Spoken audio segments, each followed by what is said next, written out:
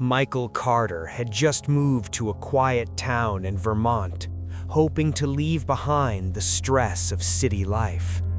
His new job required him to work night shifts at an old roadside motel called Silver Pine Inn. The motel had been standing since the 1950s, surrounded by tall pine trees that whispered whenever the wind passed through them. The owner, an old man named Mr. Harris, barely spoke when handing Michael the keys. "Just one thing," he said quietly, avoiding eye contact. "Never pick up the phone if it rings from room 312. Michael chuckled, thinking it was just some weird joke locals played on newcomers. Room 312 had been closed for years. The door was locked, covered in dust, and the number plate hung slightly tilted, as if someone had tried to remove it forcefully. His first few nights were uneventful. The occasional late traveler checked in, and the silence of the forest wrapped around the motel like a heavy blanket. On the fourth night, around 2:17 a.m., the desk phone rang. The screen displayed room 312. Michael stared at it, remembering the owner's warning. It rang once, twice, 3 times. Curiosity won. He picked up. "Hello? Front desk?" Silence. Then a faint whisper. "Help me." Michael frowned. "Hello? Who is this?" The voice returned, weaker this time. "He's still here." The line suddenly went dead. Michael's heart beat faster. He checked the guest list. No one was staying in room 312. Trying to calm himself, he told himself it must be a wiring issue. But then something strange happened. The security camera monitor flickered. For a split second, the hallway camera showed a tall, dark figure standing outside room 312. Then, static. Michael replayed the footage. Nothing. The hallway was empty. He tried to ignore it, but every night after that, the calls continued. Always at 2:17 a.m. Always from room 312. The voice grew clearer. "Please, don't let him see me. He's angry. He knows you answered." Michael finally asked Mr. Harris about it. The old man's face turned pale.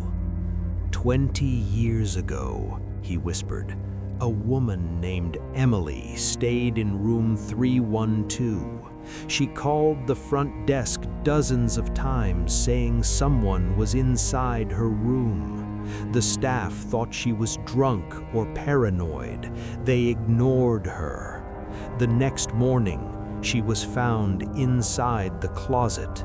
She had written one sentence on the wall in blood. He was already here." Michael felt a cold chill crawl down his spine. "What about the killer?" he asked.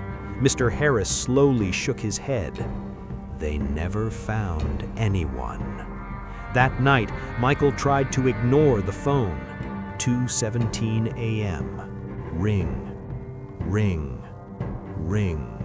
He covered the phone with a towel, but then something worse happened.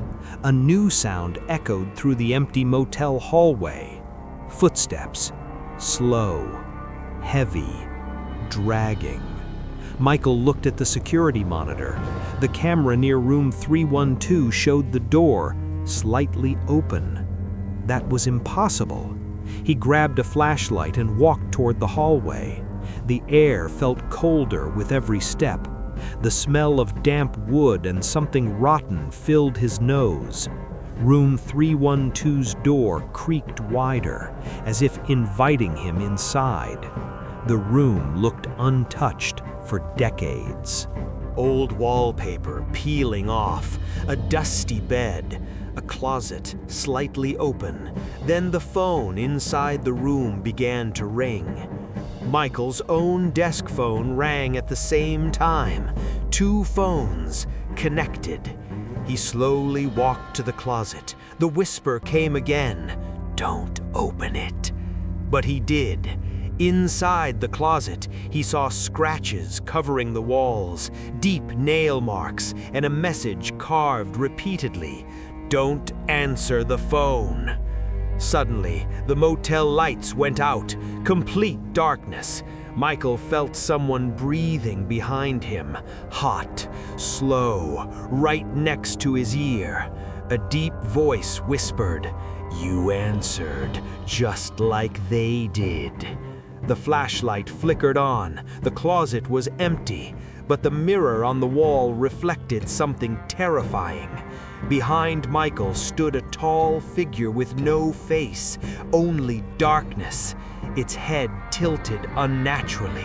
And then Michael realized something horrifying. The reflection was moving, but he wasn't. The next morning, police arrived after guests reported hearing screaming all night. They found the motel completely empty. Michael was never seen again. But every night at exactly 2:17 a.m., the front desk phone still rings. And if someone answers, a desperate voice whispers, "Please, don't let him see me."